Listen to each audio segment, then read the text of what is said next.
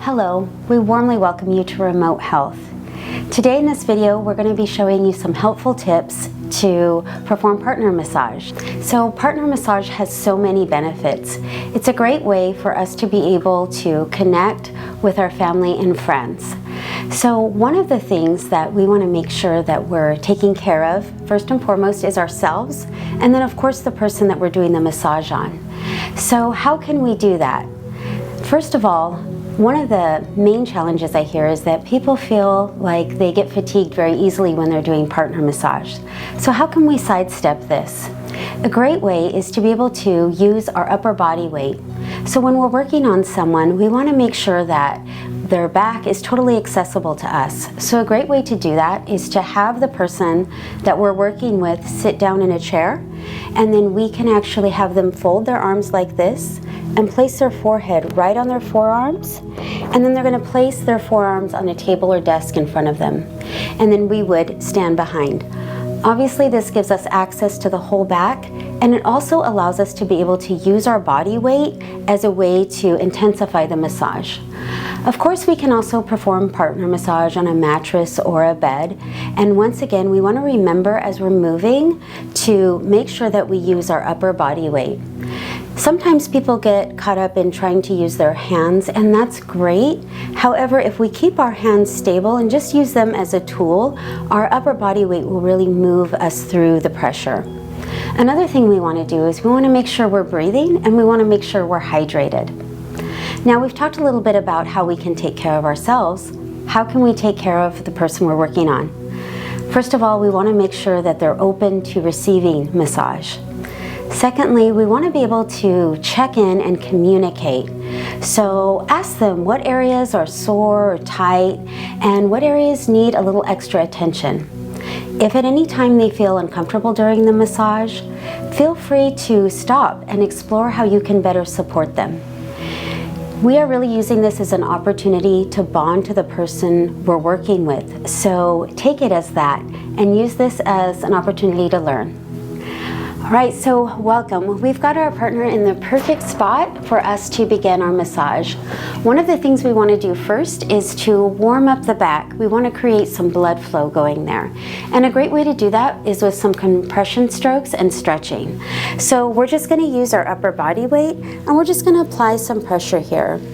And feel free, if we're getting to know our partner, to check in with them and see how they're doing and how the pressure is. And then we can just slowly walk our way backwards. And then we can do a really nice stretch here by placing our hand on the hip and then our other hand on the shoulder here and just doing some pressure. And we want to make sure that our hands are moving away from each other, down towards the floor. And then we'll do that on the opposite side as well.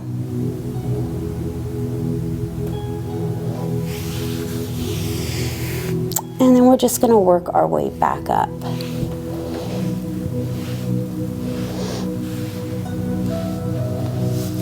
Now, an area that is super common for people to experience tension is right here in our shoulder blades.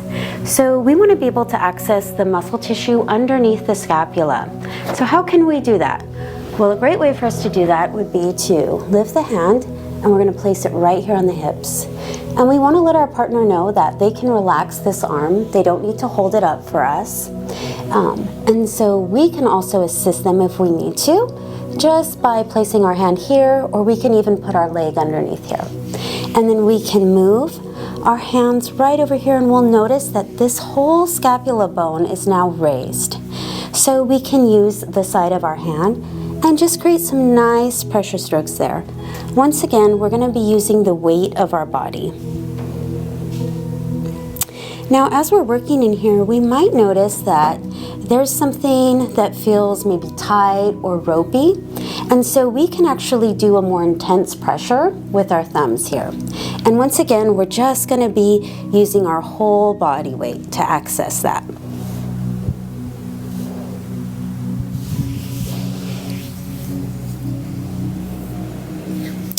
And then we can want to do the same thing on the other side.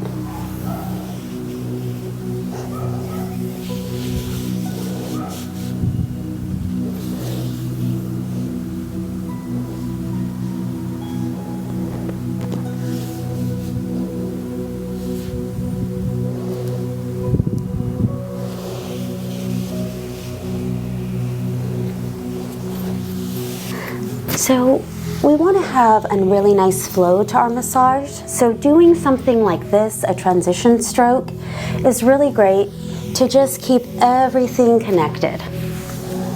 Now, another area where people experience a lot of tension and stress is on the top of your shoulders, right here in the traps. And so what we can do is we can use our forearms to access this area, and we're just going to apply some light pressure there.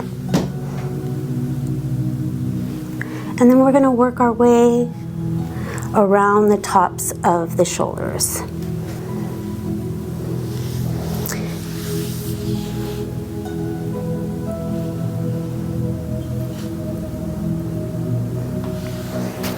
And then of course we're going to do that however many times is necessary on both of these strokes to relieve any tension and stress. Another great thing we can do is we want to create some friction in the body. So we can do some light, gentle rocking.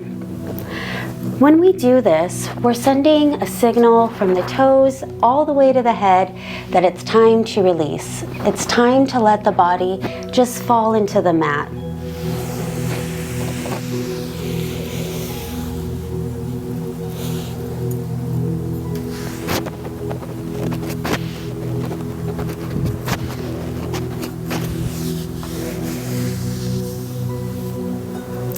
So another area that's really common is our neck to have tension. And we're going to want to work in this area here in her neck.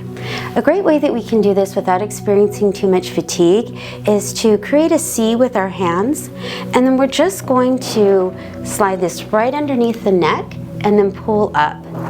So what we're doing is, instead of using the strength in our hands, we're actually using her own body weight to relieve some of the tension in her neck. So we're just going to let that roll, let our fingers roll all the way up her neck. And then you'll notice when you get towards the head, there's a nice little part of the skull that curves out, and that's called our occipital ridge. It actually creates a perfect ledge for us to slide our fingers underneath and then create a really nice stretch. So we'll just let her experience that stretch.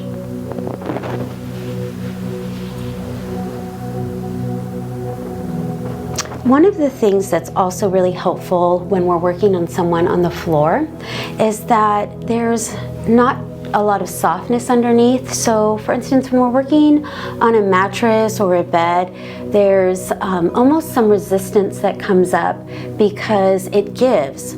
So let's say we wanted to do some more work underneath the shoulder blades.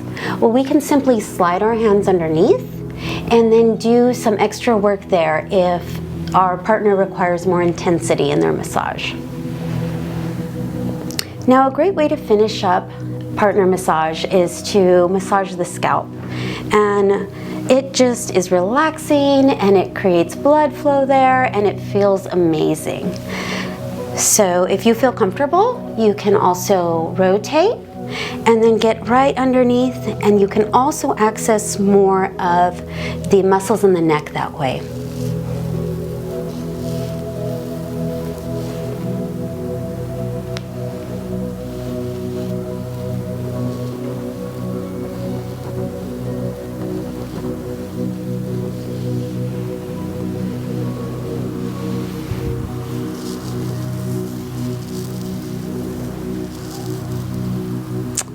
Okay, so these are just a few strokes to get you started.